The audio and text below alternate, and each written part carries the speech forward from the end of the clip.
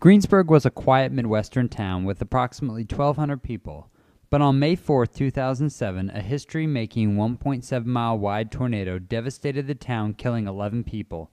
About 95% of the town was damaged or completely destroyed, including the Kiowa County Memorial Hospital.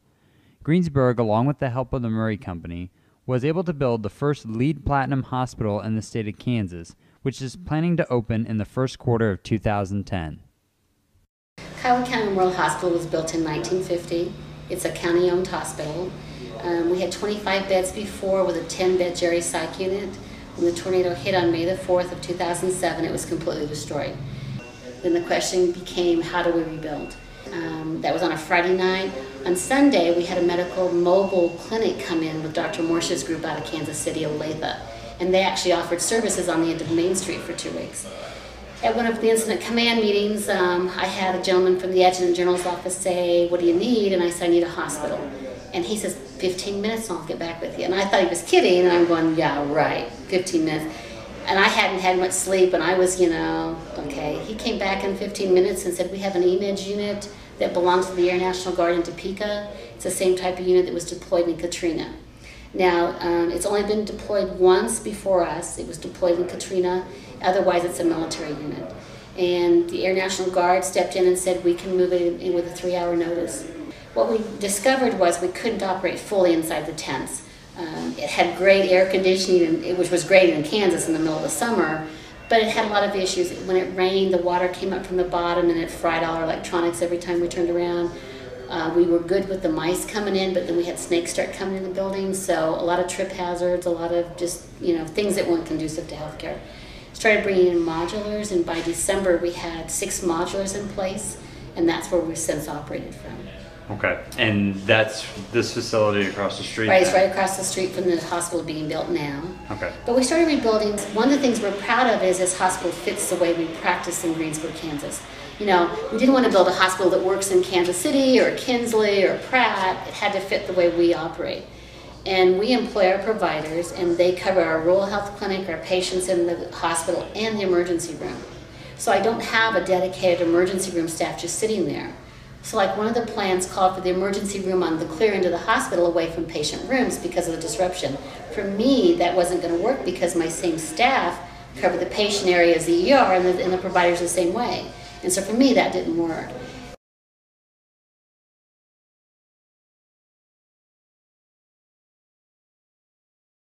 I'll be honest with you, I thought it was a gimmick when I first heard it. Mm-hmm. Everybody was, how do we do this? What do we do? We were trying to rebuild our homes, and people are saying you need to do this. I think the Green Initiative is a smart way to build. And I can't believe anybody that rebuilds, whether it's in Greensburg, Kansas, or Wichita, or Kansas City, if you go to build a new home, you look at what the best building practices are today. You're not going to build like my home was from 50 years ago. And so it's just a smart way to do it. LEED gives you kind of a guideline of some smart things to do. And I tell people, even if I did not go to be LEED Platinum certified for the name, I look at it as a way to take credit for what we're doing. It has nothing to do with, I just want that name. It's a way to take credit. And that's why I try to tell people, I get lots of calls from hospital administrators, how are you building? We've heard LEED is this extravagant price tag. If you look at, we did a magnetic chiller, which is kind of an expensive process for a smaller hospital, but if you look at the payback, hospital boards have traditionally looked at the pay line today. They have to get past that. They have to look at what happens with energy cost, what happens with gas emissions, what's safe for your employees, what's safe for your patients.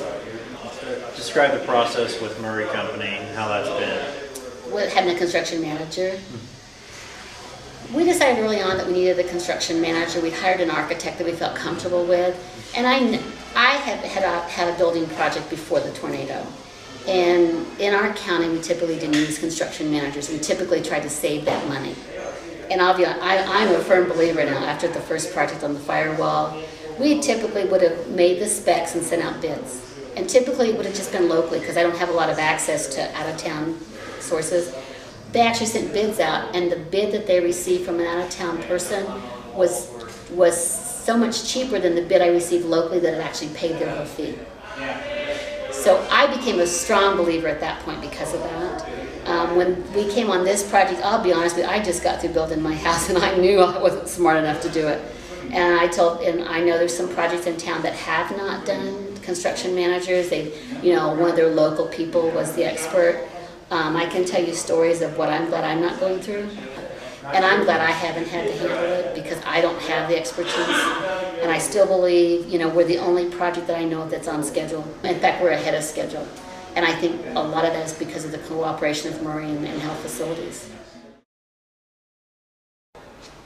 I am Jeremy Bechtold, and I am the project engineer with Murray Company.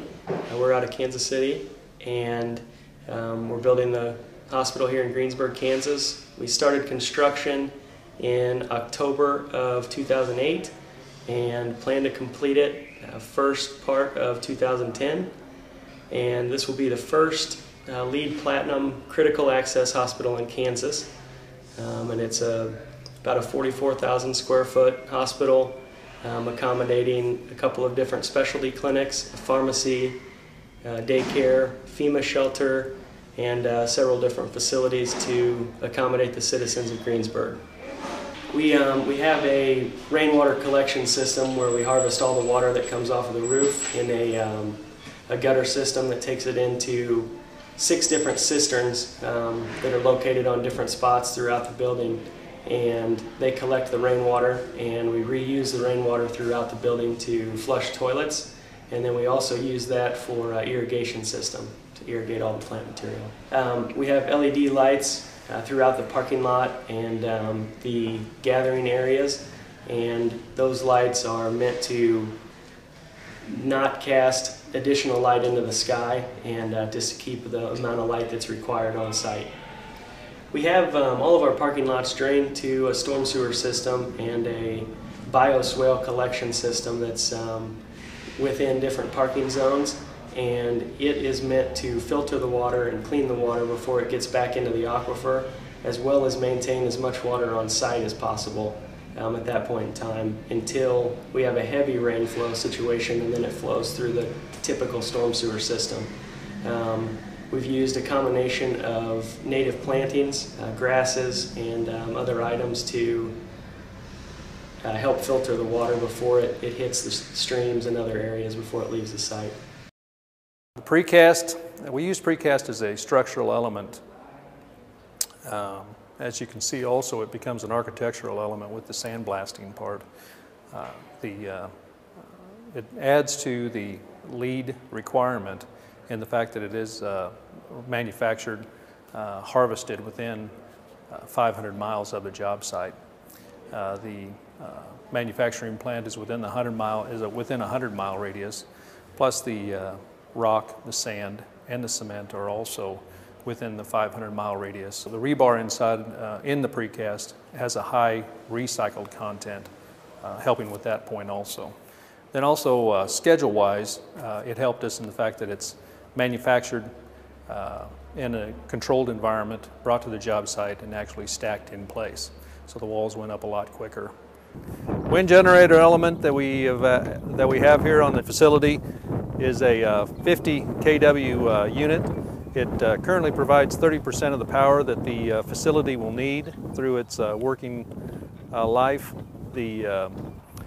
Any power that's produced that doesn't go to the hospital will be able to be sent back onto the grid and sold back to the power company.